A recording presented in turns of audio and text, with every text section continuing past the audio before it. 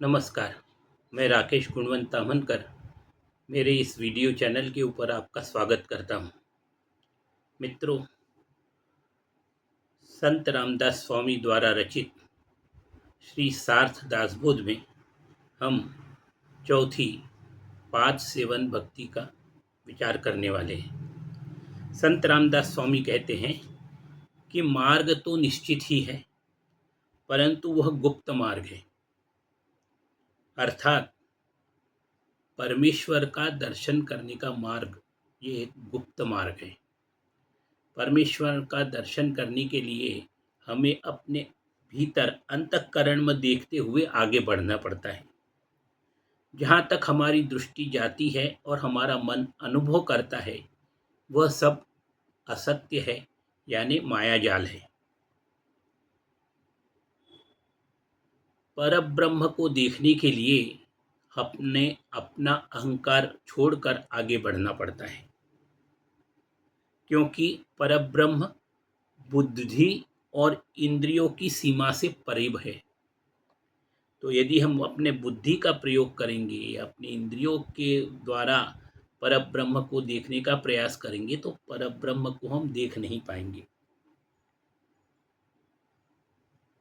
यह मार्ग अवश्य है, परंतु यह अंतरिक्ष मार्ग भी कहा जाता है।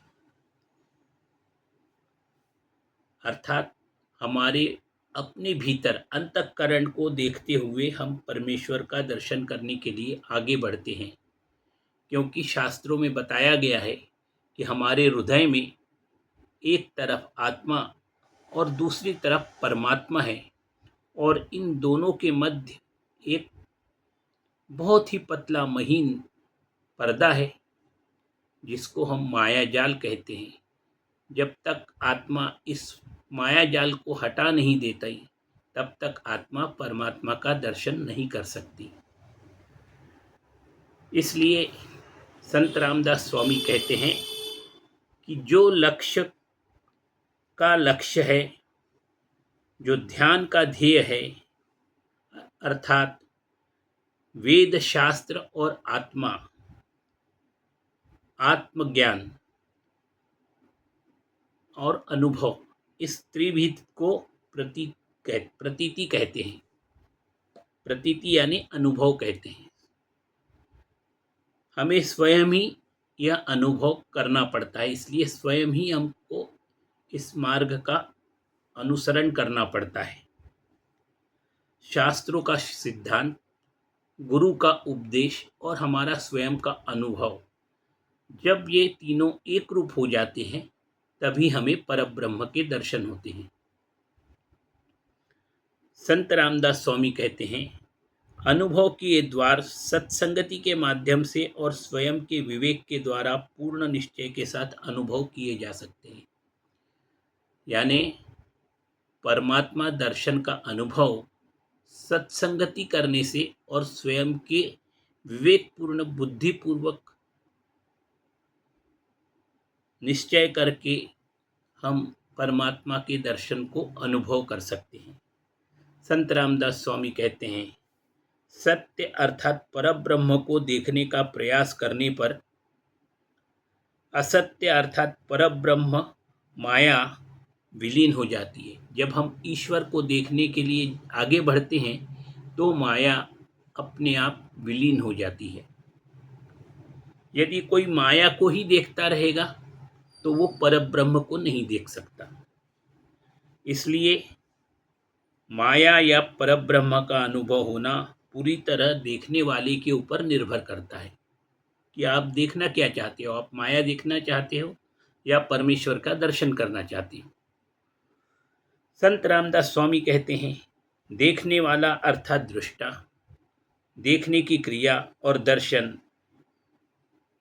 जिसके अधिष्ठान पर टिके हैं, उस अधिष्ठान अर्थात मूल तत्व के साथ तादात्म्य यानी एकता होते ही त्रिपुटी दृष्टा, दृश्य और दर्शन के समाप्त होते ही हम तत्काल समझ सकते हैं कि हमें परम समाधान प्राप्त हो गया है, अर्थात हमने ईश्वर का दर्शन कर लिया है।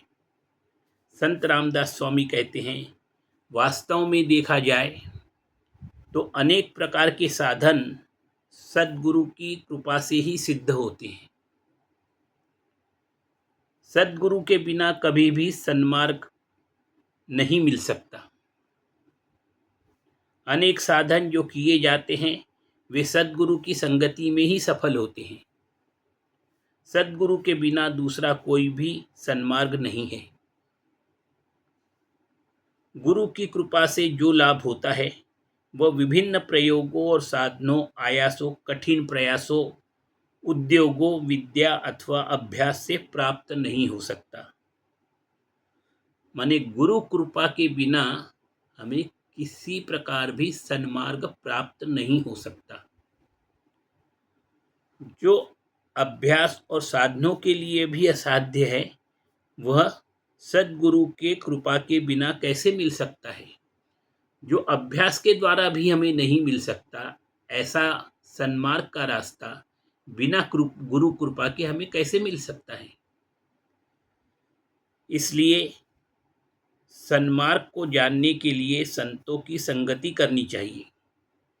सत्संग के बिना परमार्थ की प्राप्ति का नाम लेना भी उचित नहीं है, अर्थात परमार्थ की प्राप्ति असंभव है। यानी सत्संगति करने से ही हमको परमार्थ की प्राप्ति हो सकती है। संत रामदास स्वामी कहते हैं, सद्गुरु के चरणों की सेवा करना ही पाद सेवन है। इस प्रकार यह चौथी भक्ति का लक्षण बतलाया गया है। संत रामदास स्वामी कहते हैं कि देवता, ब्राह्मण, महात्मा तथा पूज्य पुरुष का भी सेवा करने के स्थान हैं, क्योंकि इनके सानिध्य से हमें हरि भजन करने का उपाय प्राप्त होता है। उनके प्रति भी हमारे मन में शुद्ध भाव और सुदृढ़ होना चाहिए। संत रामदास स्वामी कहते हैं, यह जन रूढ़ी और लोकाचार सामाजिक व्यवहार की बात है। यानी ब्राह्मण, महात्मा तथा पूज्य पुरुष, इनको नमन करना ये लोकाचार और सामाजिक व्यवहार की बात है, जो केवल लोकाचार को बनाए रखने के लिए की गई है। सच तो केवल सद्गुरु के चरणों की सेवा को ही वास्तविक पाद सेवन भक्ति कहा जाता है। यानी वास्तविक पाद सेवन भक्ति गुरु के चरणों की सेवा को ही कहा गया है। इसलिए संत रामदास स्वामी कहते हैं कि यह चतुर्थ पाद सेवन भक्ति तीनों लोकों को पवित्र करती है और इसके माध्यम से साधक को सायुज्य मुक्ति प्राप्त होती है, अर्थात ईश्वर के साथ एकरूपता प्राप्त होती है। धन्यवाद। आपको मेरा ये पॉडकास्ट कैसे लगा, कृपया कमेंट बॉक्स में जाकर अपने कमेंट्स अवश्य दीजिए। याद रखिए, मेरे इस चैनल को आप लाइक करें, सब्सक्राइब करें और अपने मित्रों के साथ शेयर करें। जय श्री राम। जय जय रघुवीर समर्थ।